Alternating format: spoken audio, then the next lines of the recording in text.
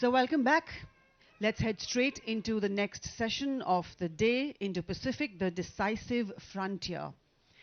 Ladies and gentlemen, at this point, as I introduce this session, as I preempt this session, I can't help but recall that a very well-received speech by the then Japanese Prime Minister, the late Shinzo Abe, called The Confluence of Two Seas, that he rendered to the Indian Parliament in the year 2007. Back then, it was the popular notion that it was that speech that propelled New Delhi's Indo-Pacific policy discussions. In a more serious way, over the last few years, we've seen great winds of geopolitical change sweep Asia. And here we are. The Indo-Pacific has become a focal point of global economics, security, and diplomacy. In fact, probably has become the prime center for deciding what the future of the existing global order will be, and why not? Half of the world's population lives in this region. I'm delighted to invite on stage the chair of this session, Admiral Sunil Lamba, retired, former Chief of Naval Staff. He's also Chairman of the National Maritime Foundation and Chairman of the Chief of Staff's Committee. Good afternoon, sir. A very warm welcome to you. Ladies and gentlemen, put your hands together in a warm round of applause and welcome him on the dais. The Honorable Chair of this session. He will be joined by respected panelists, Vice Admiral Amarullah Octavian from Indonesia. Good afternoon, sir. Very warm welcome to you too. I'm delighted to welcome on stage Ms. Lida Curtis from the US. Good afternoon, ma'am. Let's welcome her with a warm round of applause.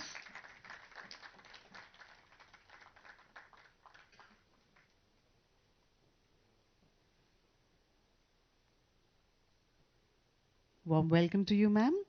And please welcome on stage Mr. Saurabh Kumar.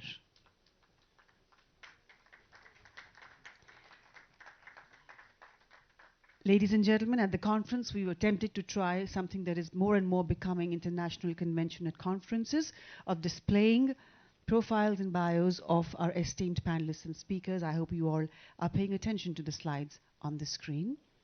I now hand the session over to the Honorable Chair.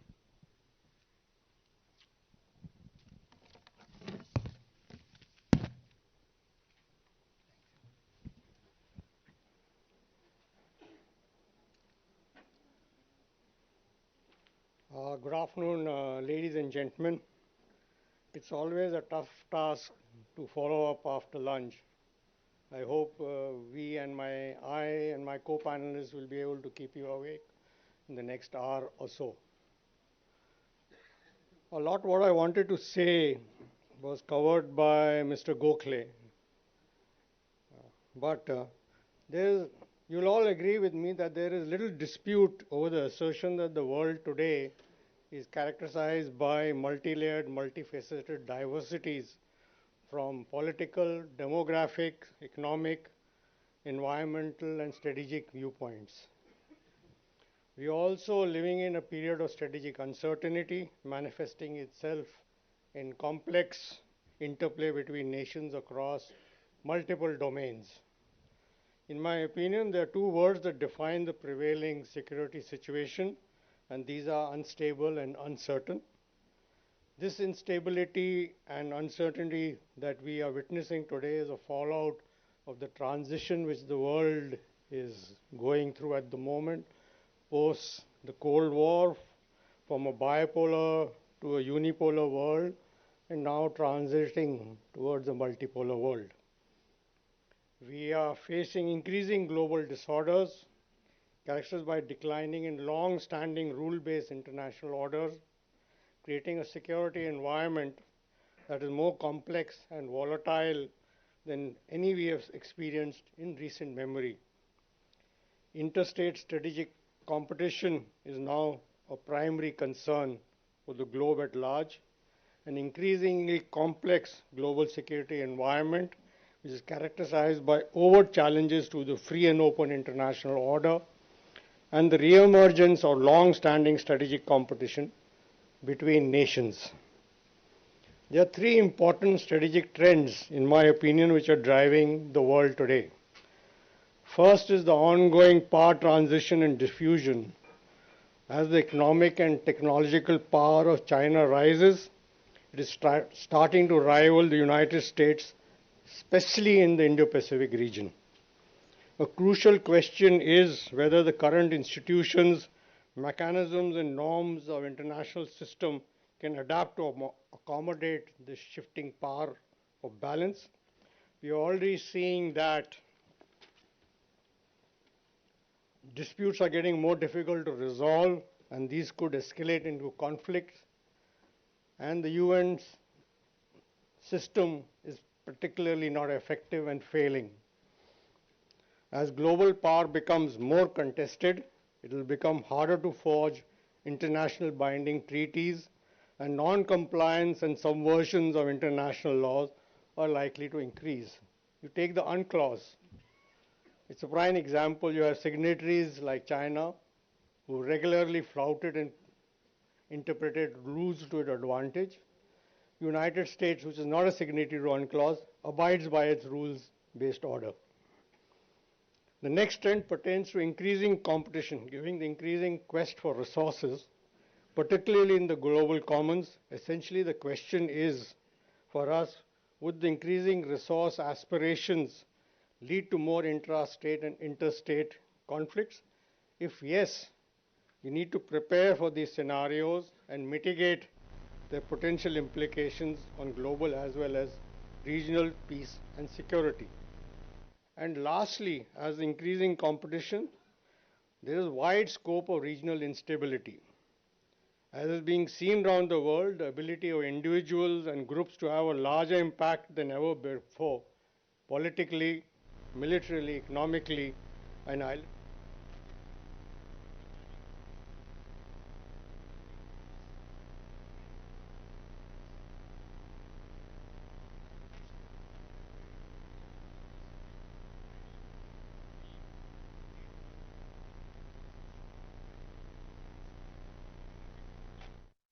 India and Indian and the Pacific Ocean in his famous 2007 speech to the Indian Parliament titled Confluence of the Two Seas.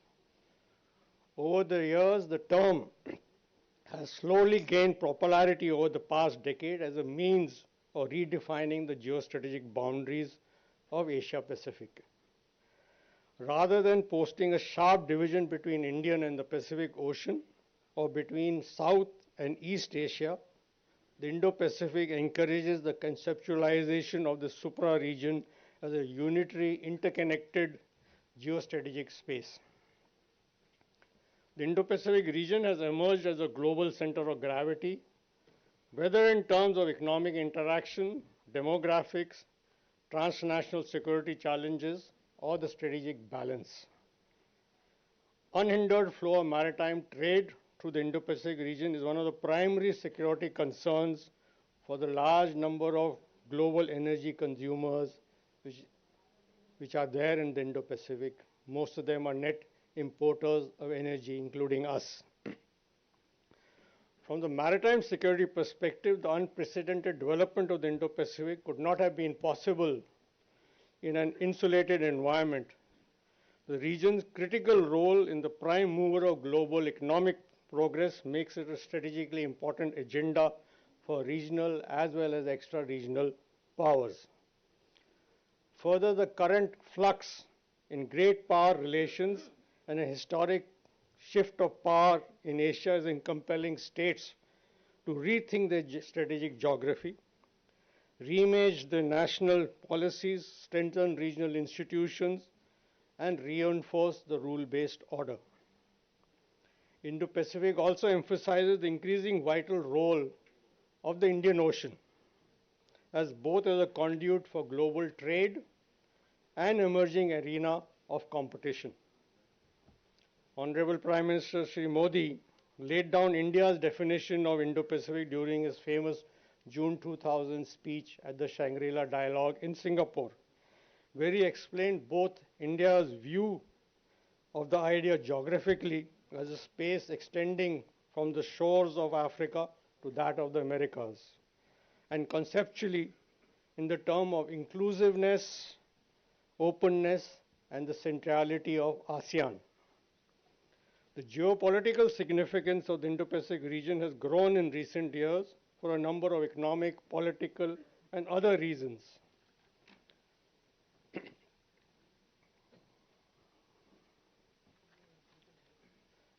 And the main reason for this is the rise of China in all its dimensions. The region today is home to the top 10 economies and has emerged as one of the fastest growing regions in the world. Riding on a wave of globalization, several countries of the region have emerged as global powerhouses in manufacturing as well as the service sector, contributing to about 60% of global GDP. The economic drivers is shaping the political landscape of the region with far-reaching security and strategic implications for the region and the globe at large. The region is also home to the 10 largest standing armies in the world, 7 of the top 10 countries in terms of global military expenditure, and the rise of military power of the region, especially China, has come to complicate security calculus in many ways for all the nations residing in the Indo-Pacific.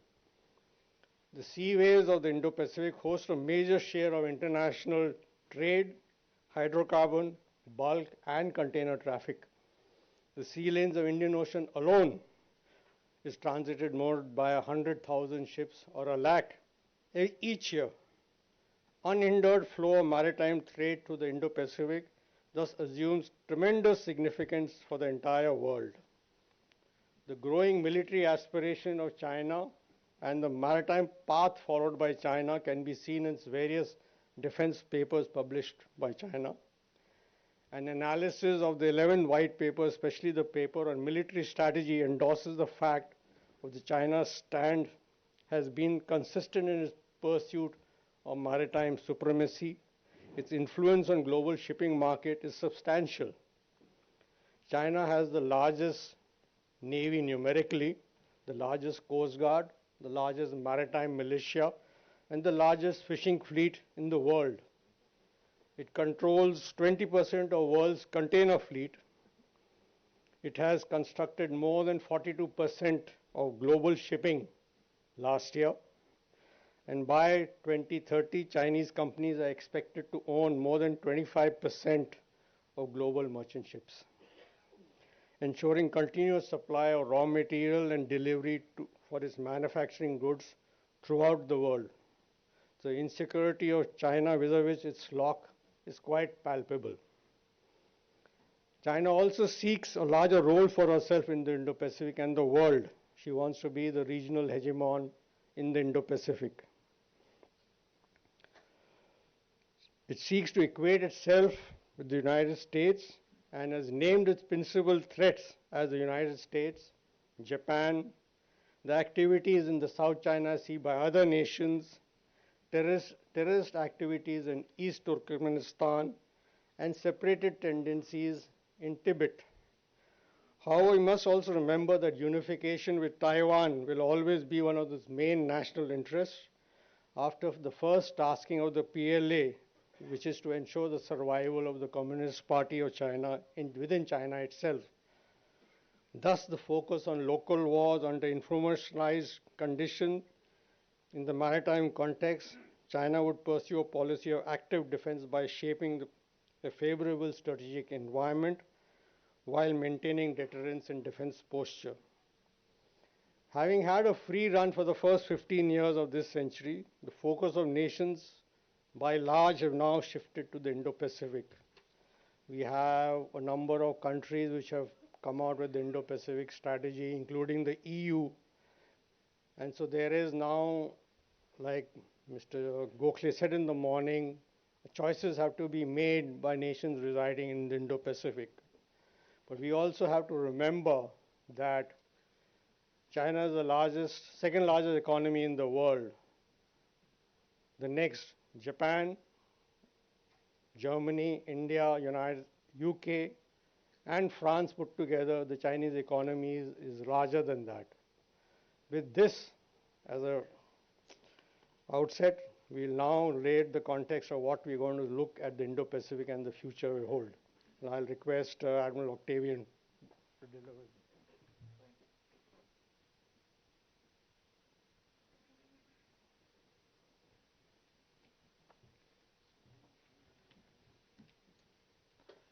Thank you, Admiral Sunil. Yes. It's okay for the presentation? Okay. So, good afternoon, distinguished Indian Vice Chief of Army Staff, and also all respected speakers, all participants, ladies and gentlemen. First of all, allow me to thank to the committee for inviting me to this international forum as the speaker in this session. It is my pleasure to deliver my presentation entitled The Role of Indonesia on Indo-Pacific Dynamic. So this is my short bio, and this is also some books as the references of my presentation. Ladies and gentlemen, the strategic environment development is dominated by geopolitical turmoil, as we know as well, in various parts of the world. Since last year, the world has been shocked by the Russia-Ukraine war.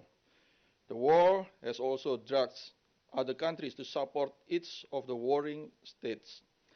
NATO member states and the European Union are supporting Ukraine, while China and North Korea are showing support for Russia.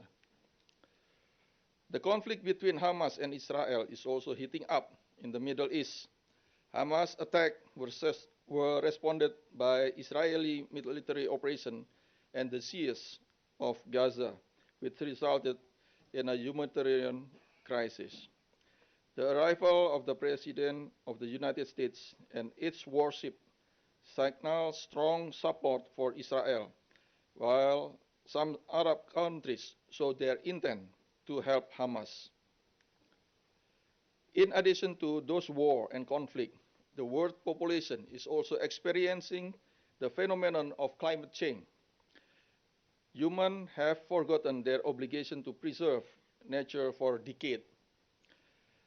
Fossil fuel emission, industrial waste, and various kinds of pollution have resulted in global warming. Forest fire and drought have caused food and water scarcity. Coupled with the increasing world population, the need for food, clean water, and energy is becoming increasingly high. On the other hand, technological progress is unstoppable. Artificial intelligence, big data, and unmanned system technologies have changed the government structure and people lifestyle. Human interaction with various advanced technology give birth to new value and culture. Technological progress has positive and negative side for mankind. Transnational organized crime harness various advanced technologies to conduct cyber crimes. Militaries also harness this technology to carry out cyber attack. Many countries are competing in using advanced technology to achieve their national interests. Ladies and gentlemen, for certain countries, the definition of Indo-Pacific is geographically more focused on the eastern part of the Indian Ocean to the western part of the Pacific Ocean. Meanwhile, India and Indonesia share the same view that the geographical boundaries of the Indo-Pacific are the entire Indian Ocean and Pacific Ocean. These differences of view result in differing geographical coverage of countries within these geographic boundaries. For Indonesia and India, countries in the Indo-Pacific span from countries in Africa to Latin America, including South Pacific countries. In 2013, Indonesian Foreign Minister Martin Natalegawa presented the concept of Indo-Pacific region in Washington, United States, which was subsequently affirmed in the Global Maritime Fulcrum Vision presented by President Joko Widodo in 2014.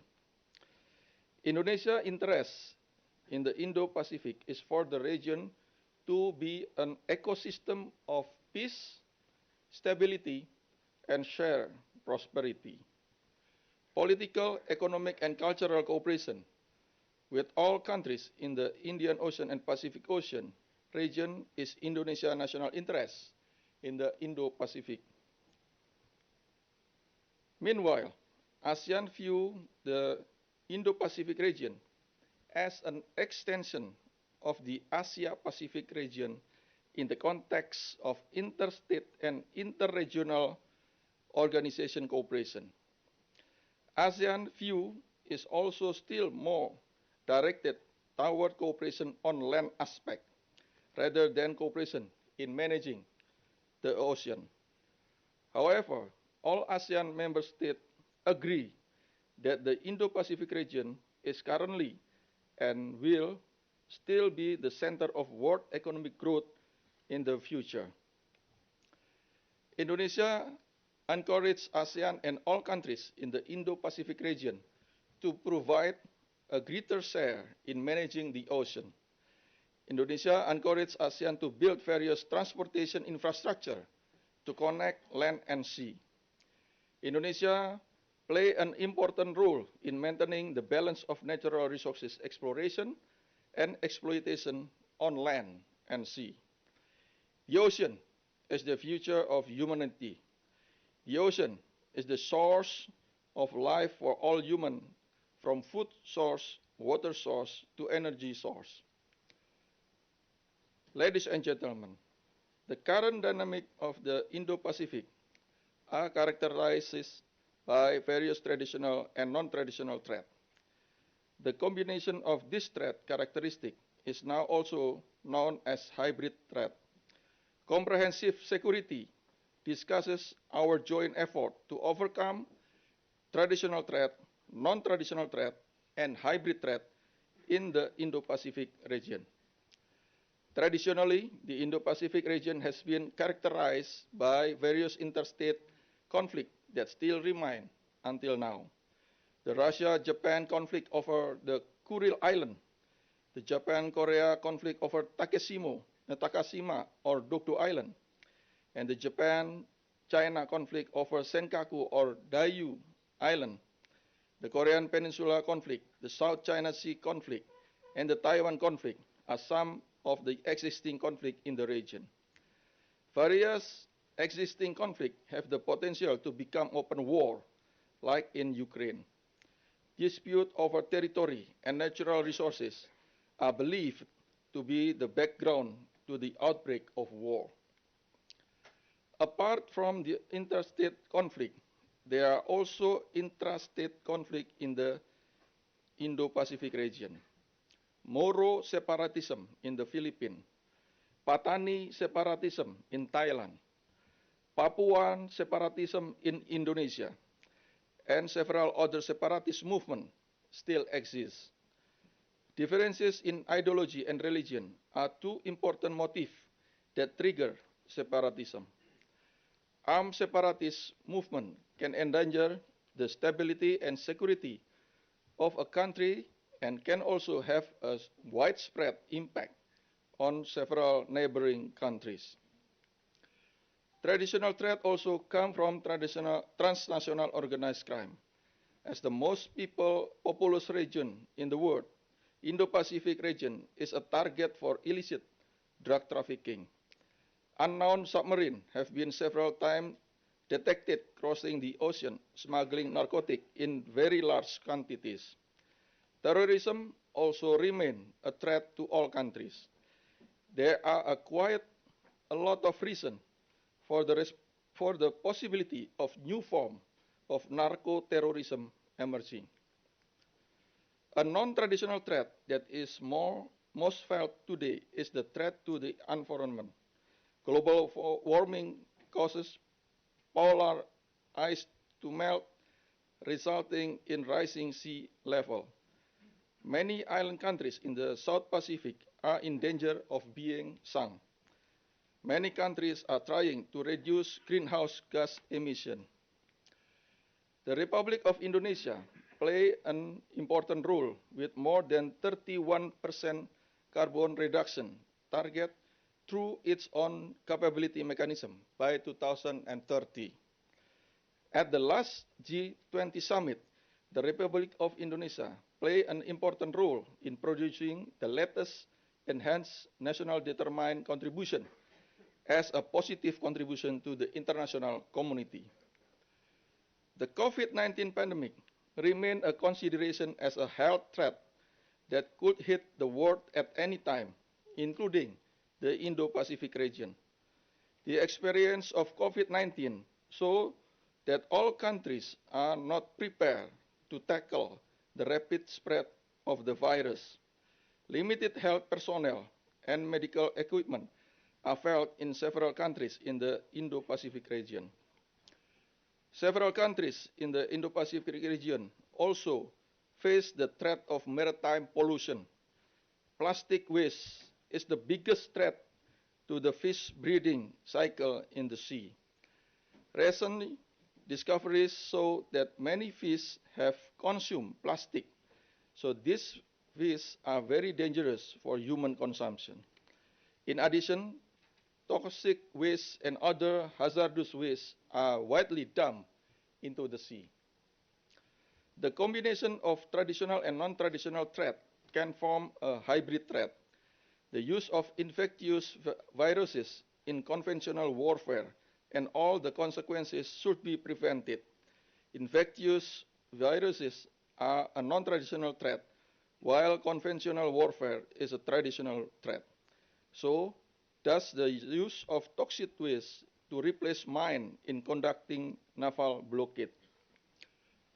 Hybrid threat can also occur in the form of cyber threat at sea. Cyber threat can attack all maritime vehicles and all aircraft over the sea.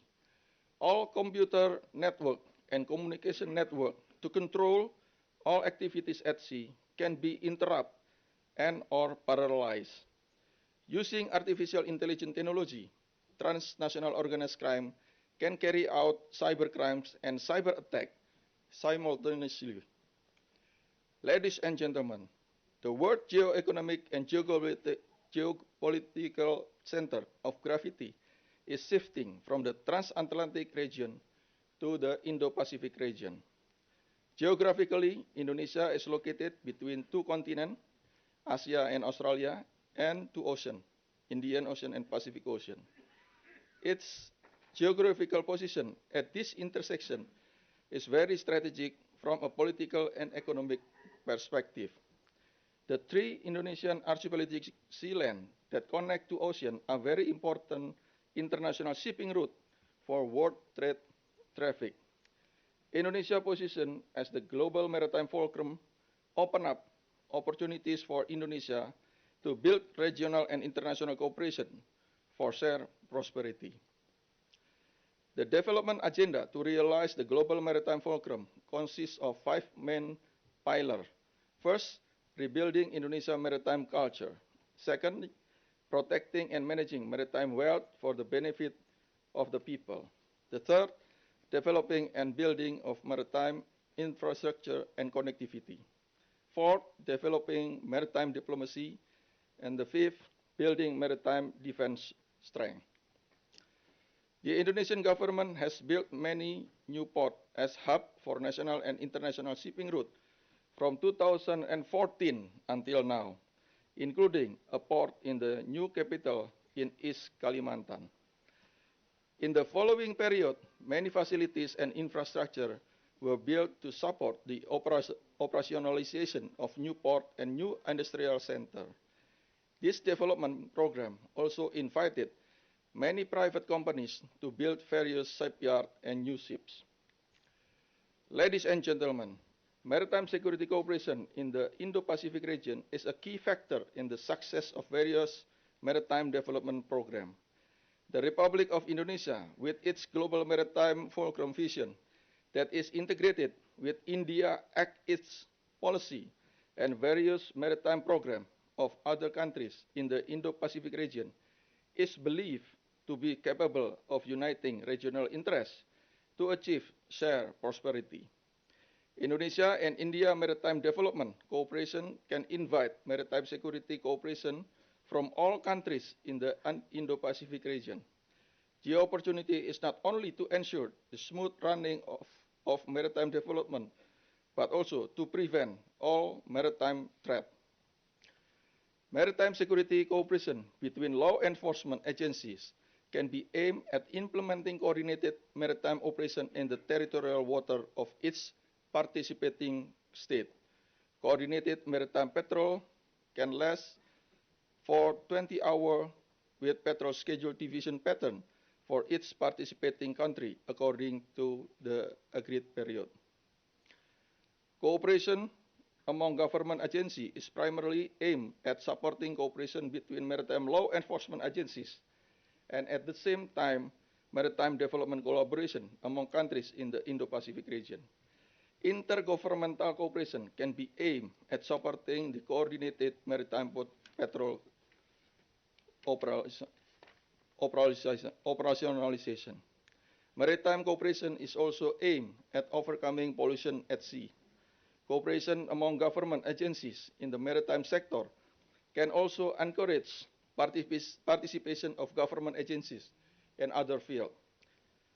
It even encourages creativity and innovation in government agencies and the maritime industry sector, as well as academic at various universities. Ladies and gentlemen, as I conclude, the Republic of Indonesia play an important role in overcoming various forms of threat within comprehensive security while offering various opportunities for maritime cooperation. Indonesia foreign policy is aimed at reducing various conflict escalation in the Indo-Pacific region. Both unilaterally and multilaterally within ASEAN, the Republic of Indonesia always encourage effort to resolve conflict that occur in the Indo-Pacific region. The Republic of Indonesia also conduct a lot of research to increase the potential of the Indo-Pacific region in overcoming global warming. The Indian Ocean and the Pacific Ocean, which cover the majority of Indo-Pacific region, are important variables that greatly influence climate change. It is believed that good treatment of the two oceans can amplify the potential to absorb carbon dioxide while producing oxygen in massive quantities naturally. Research is also being carried out to utilize the abundant seawater from the melted polar ice for producing clean water through massive desalination technology. I thank you.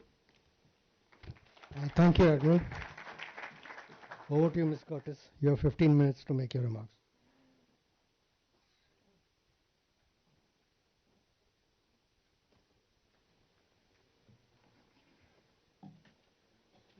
Okay. Good afternoon. It's a pleasure and an honor to be here today. I'd like to thank Lieutenant General Rajaswar and Claus and acknowledge the Vice Chief of Army Staff, and thank you both for inviting me here today to speak. And thank you, Admiral Lamba, for your comments and for moderating today. So the Indo-Pacific region, sorry about that. The Indo-Pacific region has become the central theater in the competition between the United States and China. And Washington is seeking to foster overlapping networks of partnerships, alliances, minilateral and multilateral groupings, all with the goal of bringing about a stable regional order.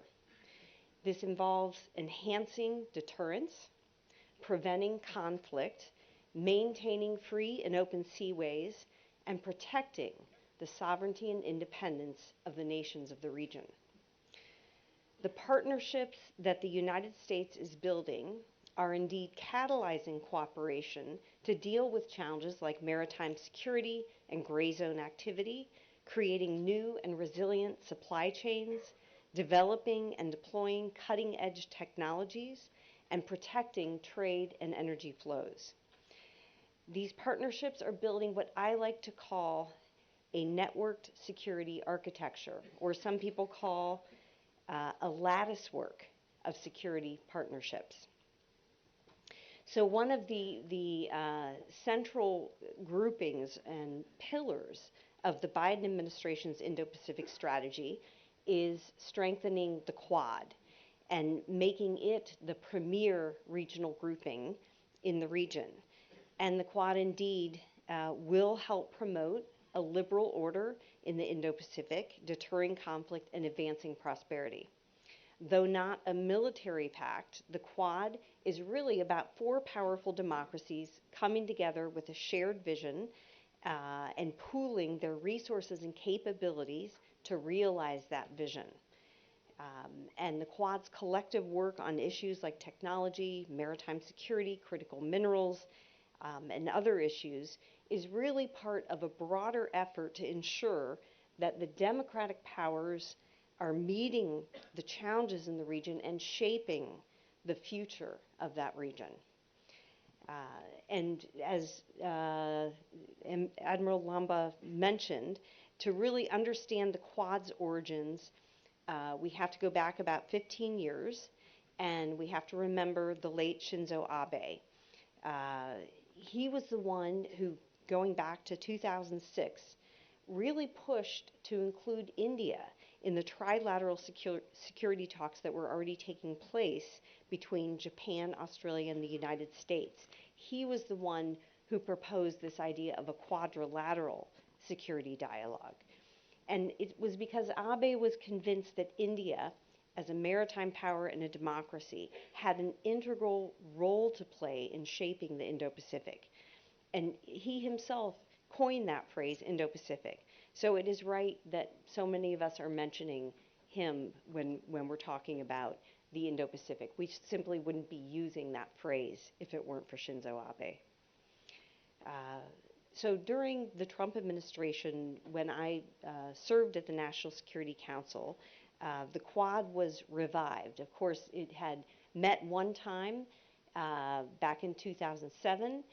China reacted badly, accused the Quad members of trying to contain China, and for various reasons, changes in leadership in the countries, all four countries backed away from the Quad.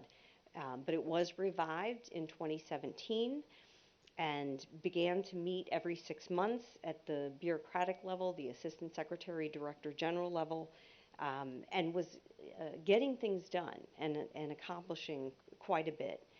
And of course, now the Quad meets annually at the leader level and has established over a dozen working groups.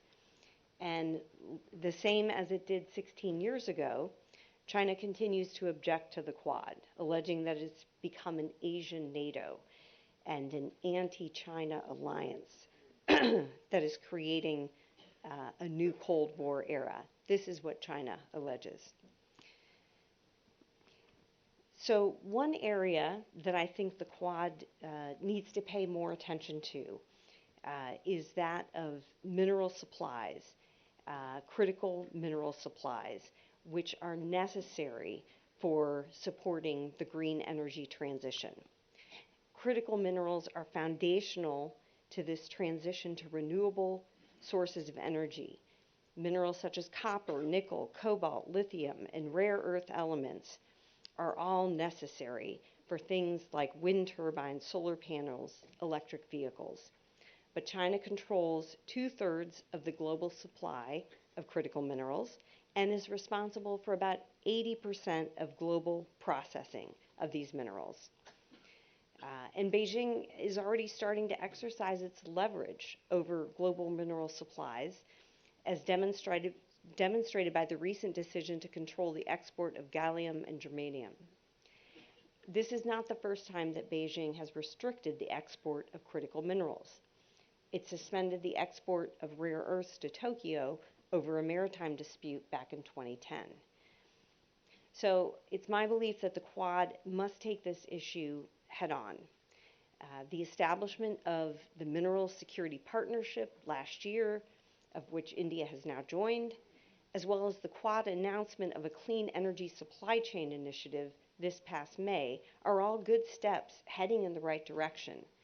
But the issue simply must be addressed with a greater sense of urgency. So India, of course, plays a critical role in helping to maintain a stable and secure Indo-Pacific. And the U.S. has prioritized building ties with India, and we saw this in the landmark visit the Prime Minister Modi made to Washington in June, where the two sides announced initiatives to build technology and defense cooperation. And then President Biden's visit to India for the G20 in September was a further demonstration of U.S. confidence in India as an emerging global leader and in acting as a bridge between the developed and developing world. Another significant development in the Indo-Pacific region that is reshaping deterrence in this vital region is Japan's new prioritization of defense and security. Japan's national security strategy and its national defense strategy that were announced last December herald this new era of focusing on defense and building up Japan's defense capabilities. And it really does reflect Japan's growing concern about how the security landscape is evolving in the Indo-Pacific. Japan has been clear about the need to protect Taiwan from intensifying military intimidation and coercion by China, especially after the August 2022 Chinese military exercises in the Taiwan Strait, during which missiles landed in Japan's exclusive economic zone. And Russia's invasion of Ukraine has further raised alarm bells within Japan about similar aggression happening in the Indo-Pacific region. And it's motivating Japan to take a more proactive role in building up its own defenses and working more closely with other nations to deter aggression. So another country of focus for the United States has been the Philippines, strategically located near Taiwan and providing a thoroughfare for 30% of global maritime trade. The annual U.S.-Philippines military exercises called Balikatan, or Shoulder to Shoulder, that took place in April 2023 expanded from 9,000 troops to 18,000 military personnel, marking the largest joint military exercise ever between them. And in May, President Marcos visited the White House, where he and President Biden announced the adoption of bilateral defense guidelines to deepen their cooperation. The guidelines reaffirm that an attack on any public Philippines vessel, including the Coast Guard, would invoke mutual defense commitments of their 1951 Mutual Defense Treaty. So one of the reasons behind the strengthening of the U.S.-Philippines alliance is due to recent Chinese gray zone activities against the Philippines. When I say gray zone activities, of course, I'm referring to activities that are designed to intimidate and coerce, but fall below that threshold of provoking conflict. These include things like deploying maritime militias, which are swarms of vessels disguised as fishing vessels, but with the intent to intimidate and coerce. Use of water cannons, lasering vessels to blind and intimidate them, sailing too close, even bumping or colliding with vessels. And the Philippines has, of course, been victim to this kind of aggression. We saw it in February when the Chinese trained a military-grade laser on a Philippines Coast Guard vessel. We saw it again in August when China fired water cannons at a Philippines vessel trying to resupply one of its outposts. And just 2 weeks ago, Chinese and Philippines Coast Guard vessels collided in the South China Sea. So, you know, these maritime disputes could potentially draw in the United States. And despite the risk that the tensions could further escalate, Washington must stand firmly behind Manila, because Beijing is not only testing Manila's resolve, it's also testing the resolve of Washington. It's seeking to determine whether the Middle East crisis is distracting U.S. attention away from the Indo-Pacific.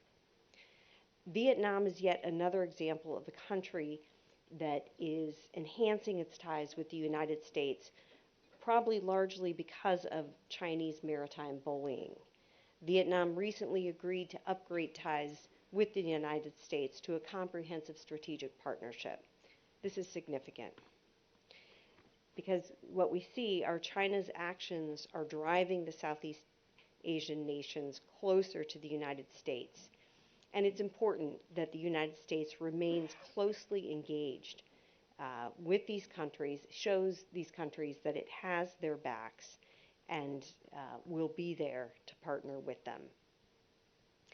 So I just have a couple minutes left. Let me say a few words about AUKUS, the Australia-UK-US agreement, which is another critical building block in the Biden administration's Indo-Pacific strategy. Through the AUKUS partnership, these three nations are combining strategic defense capabilities to better compete with Russia and China. Pillar 1 of the agreement pledges that they will build a minimum of 8 nuclear-powered submarines for Australia, while Pillar 2 calls for cooperation on a range of new weapon systems and defense technologies to enhance their collective defense capabilities, whether it be in cyber, AI, quantum computing, electronic warfare, or undersea warfare. So AUKUS is really just the newest part of a multifaceted approach to winning the technology development race against China by pooling resources and integrating capabilities. Now, there are obstacles to moving forward with the AUKUS agreement. In the United States, some U.S. congressional members are worried about the United States' own defense industrial base in building submarines for the United States, let alone providing some of these Virginia-class submarines to Australia. And on the Australian side, they've shown that the costs to Australian taxpayers for this program are estimated at between $270 billion and $370 billion over 3 decades. So certainly this is an agreement that's going to take a long time to implement. There are obstacles to cross, but it is so critical to maintaining a free and open Indo-Pacific and having Australia contribute to deterrence in the region. So let me just end by saying a couple words about U.S.-China relations. China is seeking to marginalize U.S. influence in the region and increasingly deny the U.S. access to international sea lanes and airways. China is also seeking to establish technological dominance in the region and control the information space.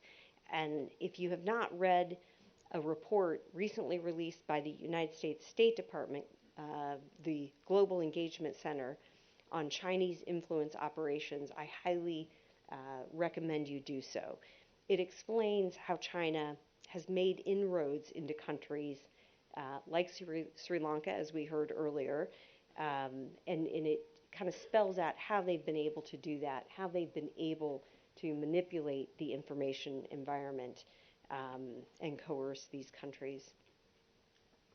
So competing with China requires Washington not only to invest in its own technological and defense capabilities, but also to work closely with allies and partners, how I've just spelled out. And, you know, in the end, U.S.-China competition need not lead to conflict. And that is why the planned meeting between President Biden and President Xi on the fringes of the APEC summit in about 2 weeks' time is so critical. No one expects there to be major breakthroughs in this meeting, and of course, U.S.-China competition will persist for a long time to come. But these kinds of meetings are important. It's important to keep that line of communication open so that ultimately the competition does not devolve into conflict. Thank you very much. Thank you, Ms. Curtis. Over to you, Kumar.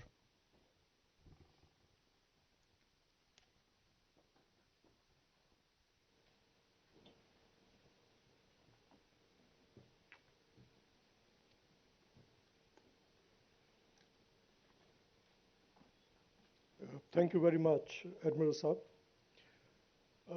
I was in Singapore last month accompanying the foreign minister, and we had our regional head of missions conference out there. And we met one of the Singaporean persons who had served in the armed forces, and he addressed us. And he said that he's a soldier, he would talk straight. And for all of us, it was a refreshing change. Here I'm addressing uniformed personnel. I'm a diplomat by background, so do bear with me. It's my pleasure to share my thoughts on the theme Indo-Pacific, the decisive frontier. Indo-Pacific's geostrategic underpinnings and its historic context are perhaps best and most succinctly described in External Affairs Minister's book, The India Way, in Chapter 8, which is titled The Pacific Indian. Those of you who have not read this chapter, please do read the chapter, particularly the first few pages. I think there is a depth of insight there. The term today has gained global salience. It shapes and is shaped by the geopolitical discourses. Suffice to say here that many of those who were initially hesitant in its usage are coming around. Of course, it is natural for us to look at the Indo-Pacific through our own lenses, and our nuances are captured in our respective Indo-Pacific strategies. What is important, though, is that today an increasing number of countries and regional entities have come out with the Indo-Pacific strategies, which highlights the importance of the Indo-Pacific as a strategic construct. So why is the Indo-Pacific important? First, Indo-Pacific is an economic powerhouse where some of the world's largest and most influential economies, including US, China, Japan, India, and Australia, to name a few, reside. This was mentioned by the Admiral also. It is an engine of global growth, trade, technology, and innovation. Second, Indo-Pacific is critical for global peace, security, and stability. The region faces serious challenges ranging from geopolitical competition, territorial and maritime disputes, to other traditional and non-traditional threats. We define Indo-Pacific region as extending from the eastern shores of Africa to the western shores of America. It is an increasingly seamless space, home to 65% of global population, contributing 63% of world's GDP and 60% of global maritime trade. India's Indo-Pacific vision is a natural progression of its Look East and later Act East policy and the Sagar doctrine, that is security and growth for all in the region, articulated by Prime Minister in 2015. It is reflective of India's growing global trade and economic engagement and its increasing geopolitical footprint. It puts aside the limiting geographical confines and provides us a wider canvas. It is an outcome of more distributive global power structure, which includes China's rise, India's emergence, and rebalancing between China and the US. For us, Indo-Pacific is, in its widest sense, reflective of India's growth and emergence as the fifth largest economy, development of its infrastructure, including roads, ports, and airports, its various programs, including Make in India, and efforts to become a manufacturing hub, also for technology products, its Atmanirbhar approach, and overall, its growing global significance. To pursue these objectives, we envision an Indo-Pacific which is free, open, and peaceful, one which is built on the rules-based international order with sustainable and transparent infrastructure investment, freedom of navigation and overflight, unimpeded lawful commerce, mutual respect for sovereignty, and peaceful resolution of disputes. Indo-Pacific thus is a symbol of evolving global order, one characterized by multipolarity and need for cooperation. It is not merely a geographic region, but a critical space for building partnerships, enhancing connectivity, and fostering collaborations, whether in ensuring freedom of navigation or countering transnational threats or promoting sustainable development. Prime Minister announced the Sagar Doctrine in 2015. At the Shangri-La Dialogue in Singapore in 2018, he articulated his vision for the Indo-Pacific as a natural region with ASEAN centrality, wherein two large bodies of waters, the Indian Ocean and the Pacific Ocean, flow in a seamless continuity. Subsequently, at the 2019 East Asia Summit in Bangkok, he announced the Indo-Pacific Oceans Initiative, or IPOI. IPOI focuses on collaborative effort to better manage, conserve, sustain, and secure the maritime domain.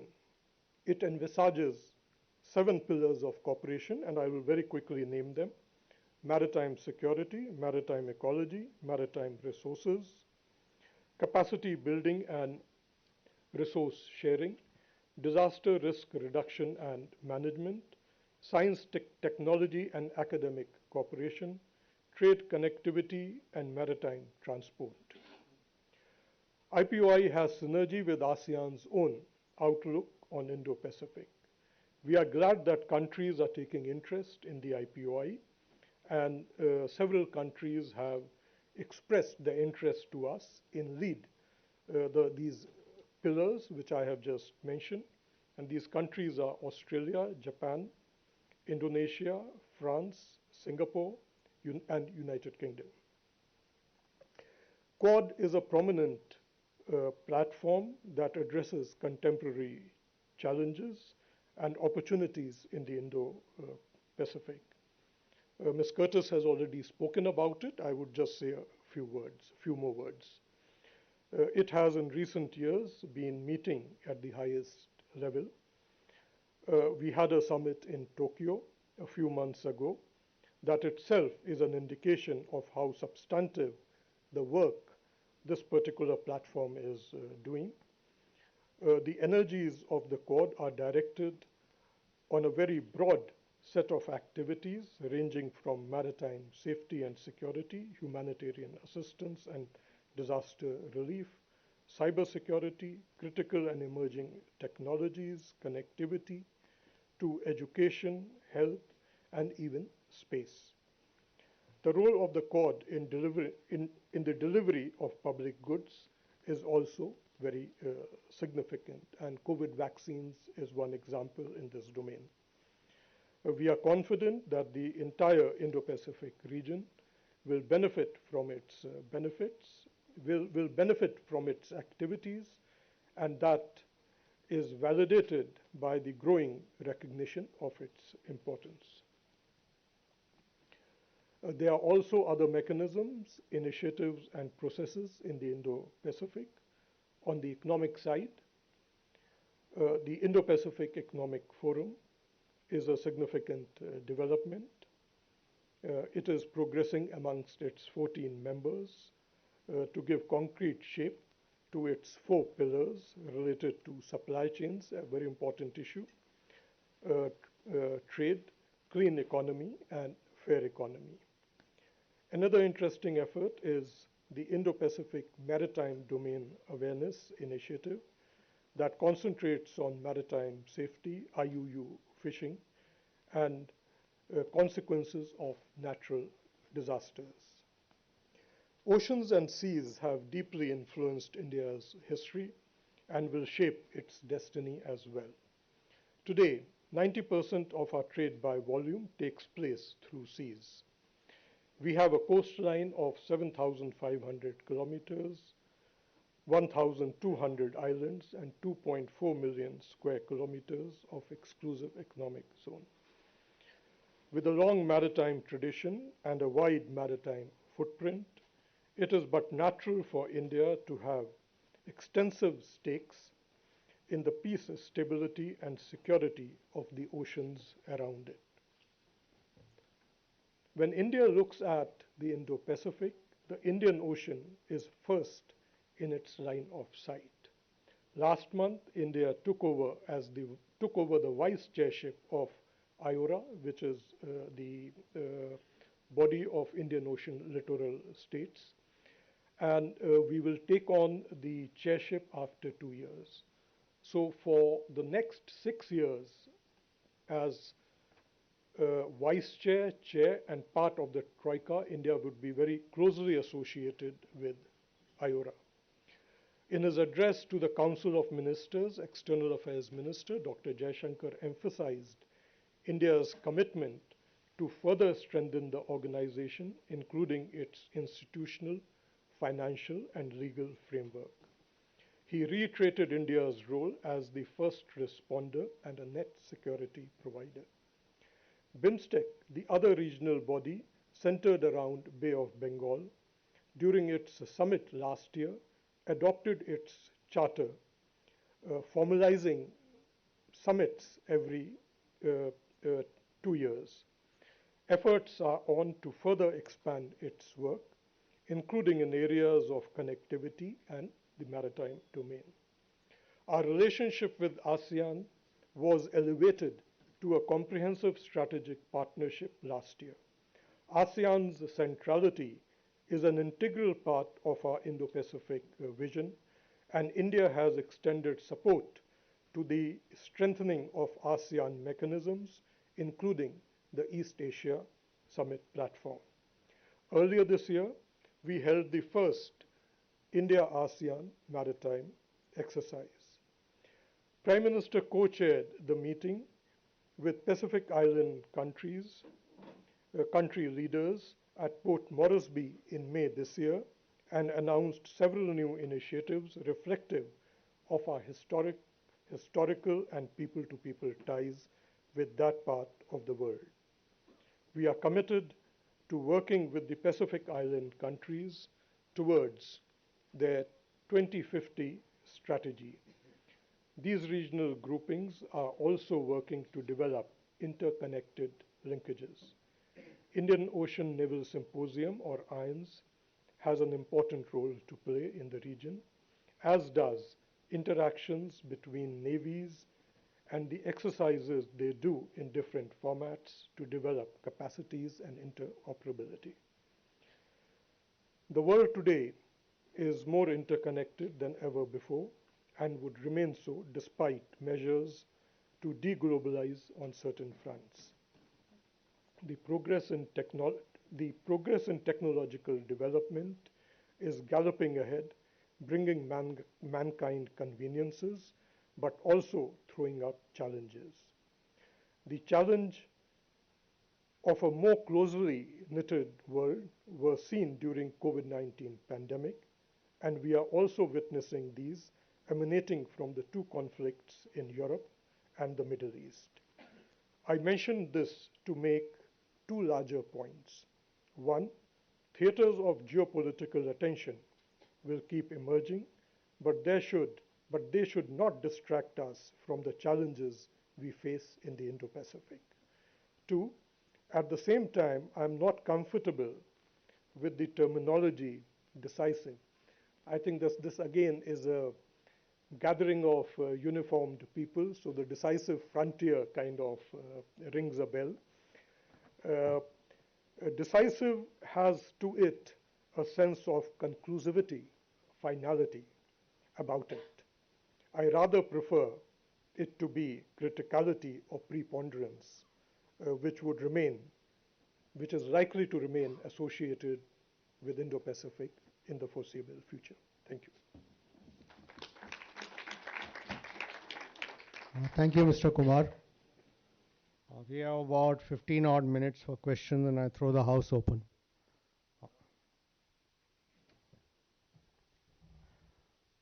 Please state your name and who your question is addressed to. And please ask your question, no long-winded comments, please.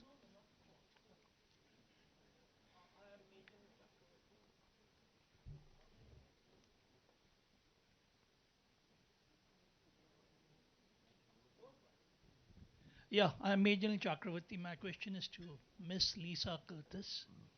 I think we are in a world of transition, and gone are the NATOs and all these alliances. We are in groupings. You beautifully described Quad. It was an ornamental and a literary description. But I think Quad is very weak right now. Australia, as you rightly said, has nothing. It's got, I'm saying, you know what it has. It doesn't have the nuclear submarines. Japan has a self-defense force. You're left with two, US, in Korea, Japan, and in the Pacific, and India. Don't you think we need a Quad Plus with Vietnam, which you correctly said, possibly including Cameron as a logistic, a LMOA being signed, so that this Chinese vision of, dual employment, where everybody is a soldier and everybody is a civilian, can be very well articulated in the new dimension? Your views, please. Thank you. Couple of questions together. Yeah, behind.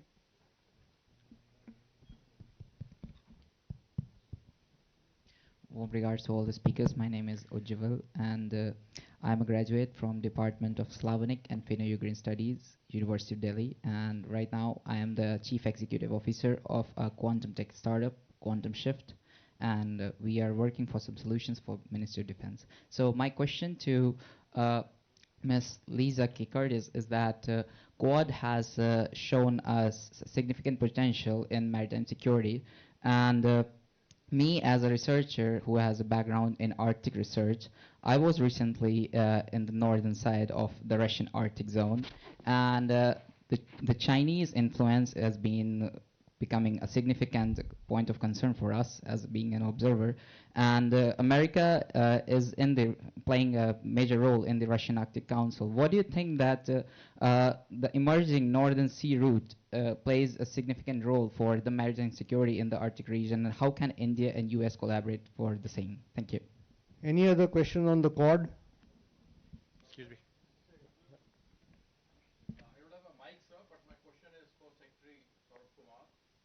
With we hosting the Quad next year, sir, do you think time has come for us to even look at our Quad headquarters? Okay, Kumar, you answer that first, then I'll go back to Ms. Curtis. I think Ms. Curtis can supplement what I say, but to the best of my knowledge, I have no information about Quad headquarters. Yes, can you hear me? Yep. Yep, okay. Well, first of all, I just want to correct, I am not Lisa K. Curtis. I am Lisa A. Curtis. Um, Lisa K. Curtis is a lawyer, and she's actually a state senator in the state of New Mexico, and she's a Democrat, and I am neither of those. So I just wanted to make that correction. I think she hijacked my Wikipedia page, and there's just nothing I can do about it. So the mistake is understandable, but I did want to make the correction. So you had asked about the idea of Quad Plus.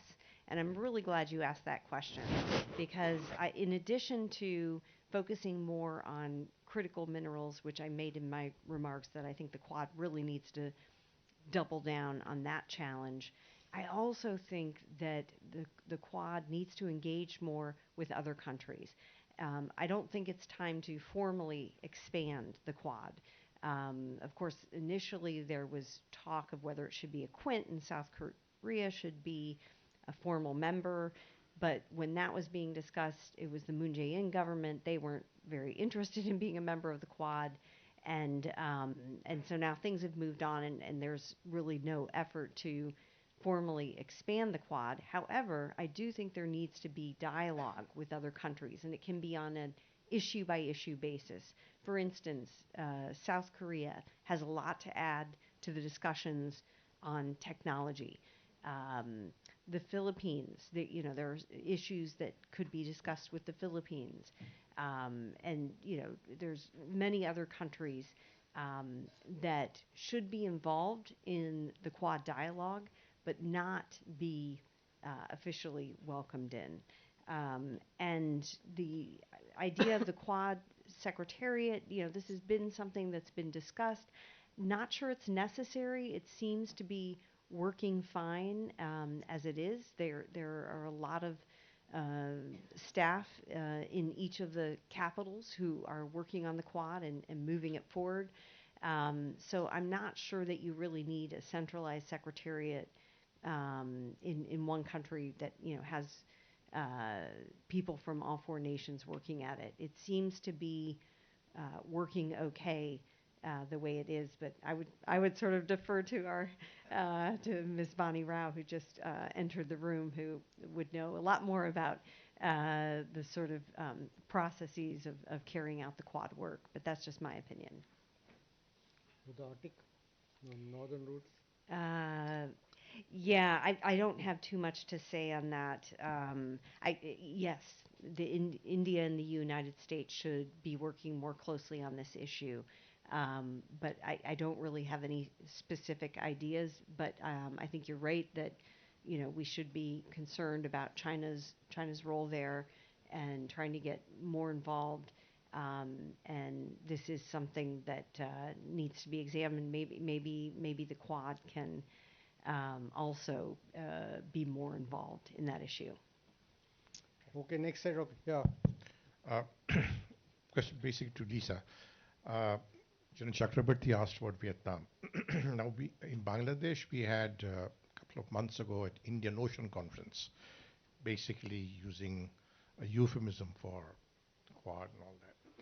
The Vietnamese deputy foreign minister who attended that, he very carefully chose the words to call it India-Asia Pacific.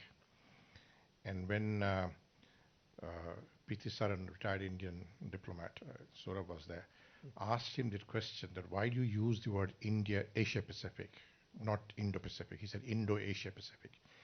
He said to make it clear, the Vietnamese minister said, to make it clear that we truly want to have an inclusive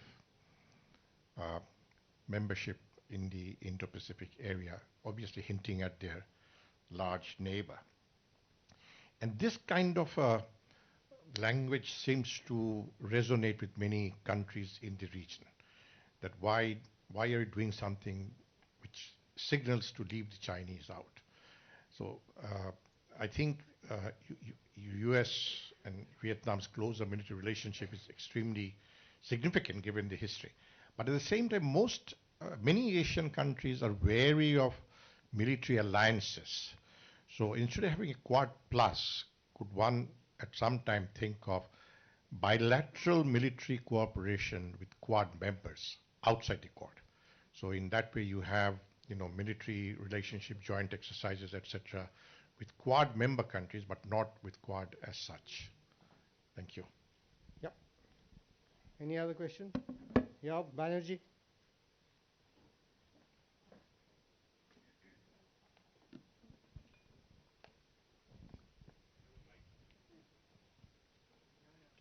पीछे.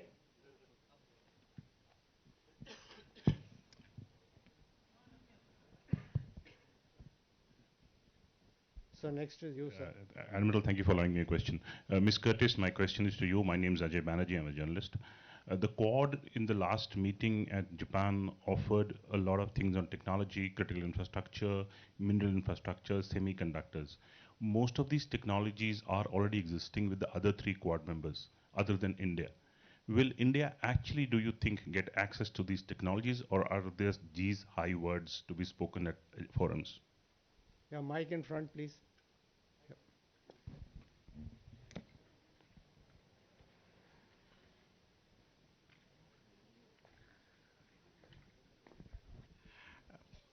So, my question is actually addressed to the entire panel.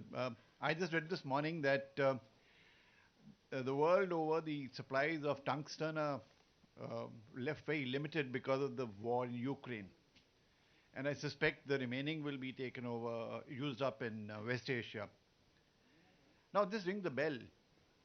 Quad, emergence of China, AUKUS, all this happened because in the Indo-Pacific we realized that the China is actually calling the shots and need to be contained, as we said. Now with the US, Western Europe, NATO, all getting involved in Ukraine heavily, and now West Asia, is the Indo-Pacific going to be ignored? Because does the US really have the capacity to stretch itself so much that it can look after all the fronts simultaneously? If not, then are the Quad members, all the allies that Lisa had mentioned in her address, are they going to be empowered by way of technologies or other alliances to ensure that the aim with which Quad started, with which AUKUS started, is maintained? Yeah, Lisa. Okay. Let's see. First, Ambassador Chowdhury, you mentioned that Vietnam uses the term Indo-Asia Pacific. Well, I'm sure they have a good reason for doing so. You know, every country is looking out after their own interests. You know, they have a strong economic relationship with China and a relationship with China, so they may have their own reason for wanting to use that phraseology. But, you know, I think from a U.S. perspective, you know, this is not a question. China's never going to be left out of the Indo-Pacific. China has huge influence there, huge economic. It's, you know, it's a powerhouse economy in the region. So it's not a question of leaving China out. China's there. I think, you know, what the issue right now is to be able to make sure that countries in the region can maintain their sovereignty and independence, that they have choices, that, you know, they have alternatives, you know, that the seaways remain free and open, free of intimidation, free of maritime aggression, free of, you know, gray zone activity. So I think, you know, those are the issues that we're dealing with. And then I think there was a question about the whether India will play a role in the technology issues. And I would just say, you know, four letters, ICET, ICET. India and the US are already moving forward on cooperating on AI, quantum computing, semiconductors. Micron, US company Micron, made a tremendous investment in semiconductor testing facility in India, which shows U.S. confidence that India will play a role in the semiconductor supply chain issue. So I think it's already happening. And then I guess the last one was, is the U.S. going to ignore the Indo-Pacific because of the distraction of the Middle East crisis? I don't think so. There is an awful lot happening in the world. the media attention is right now, of course, focused on the Middle East as it should be. But I would just note that you've all seen the reports that Kurt Campbell has been nominated to be Deputy Secretary of State.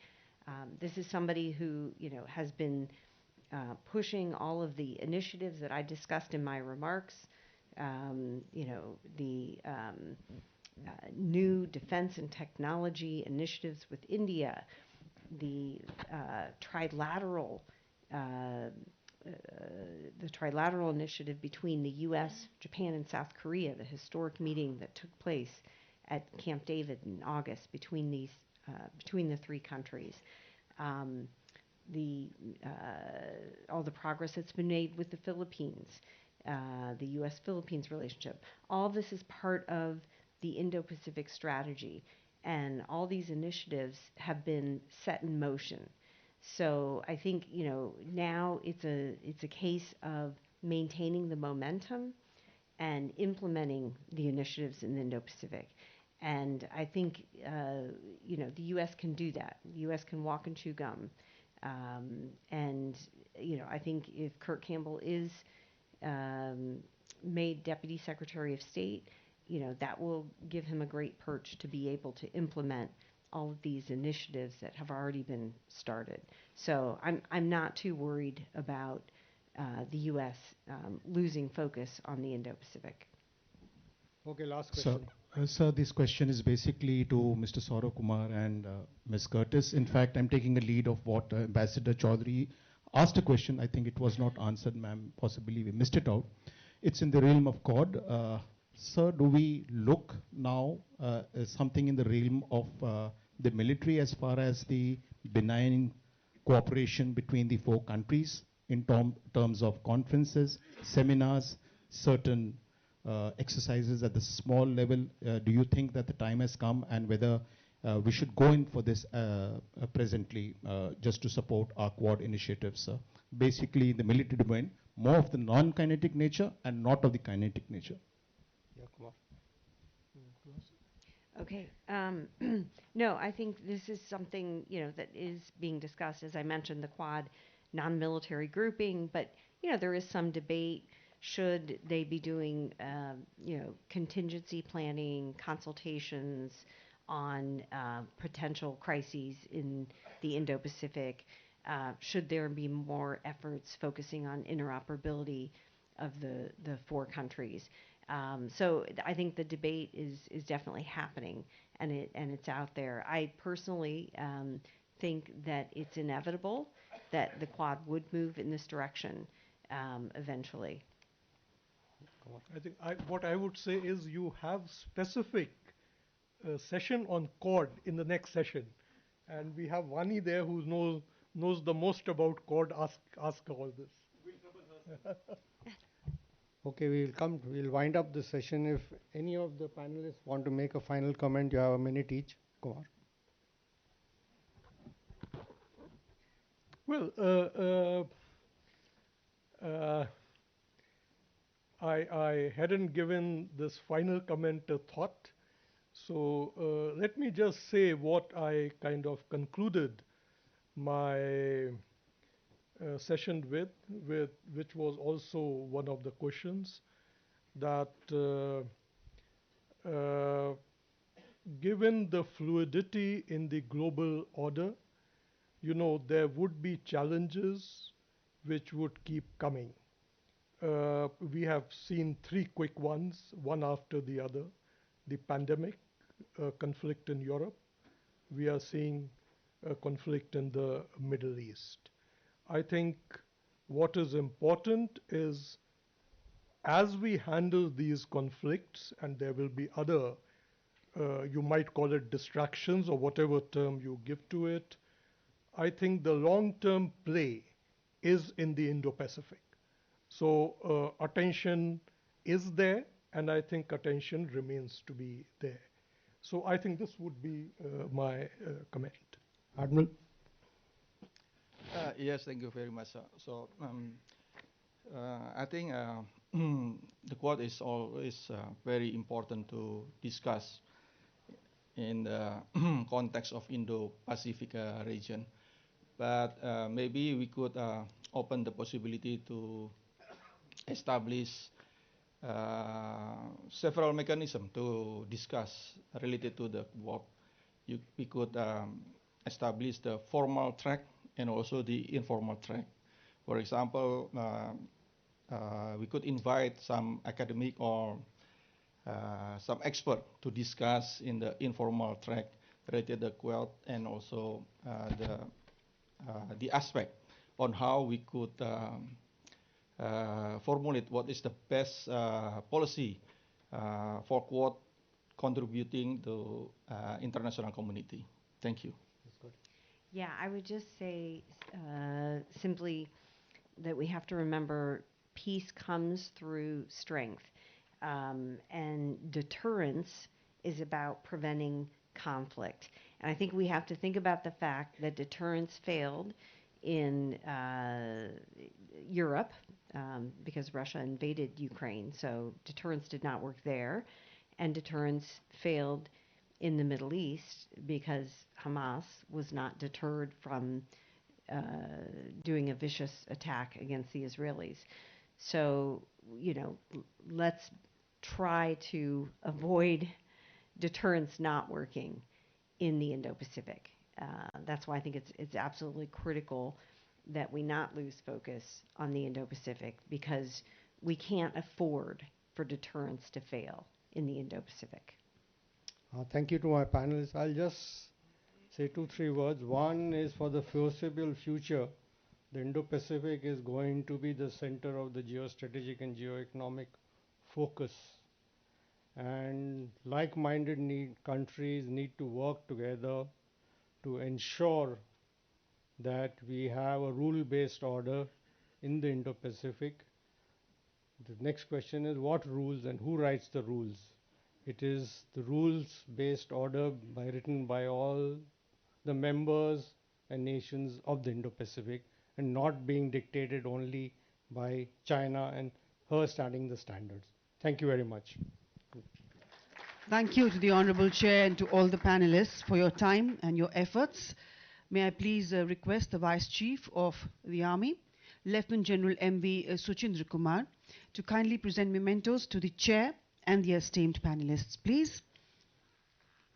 And that is why, ladies and gentlemen, the Indo-Pacific is the decisive frontier. Once again, in a show of appreciation, let's put our hands together for the Honorable Chair and the esteemed panelists.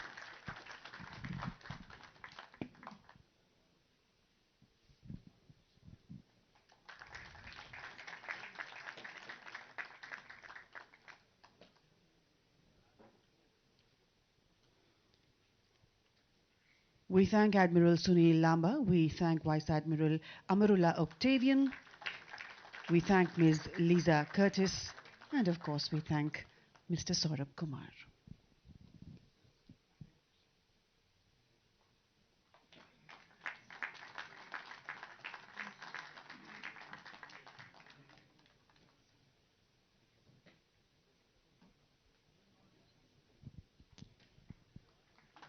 I request you all to come together for a group photograph, please.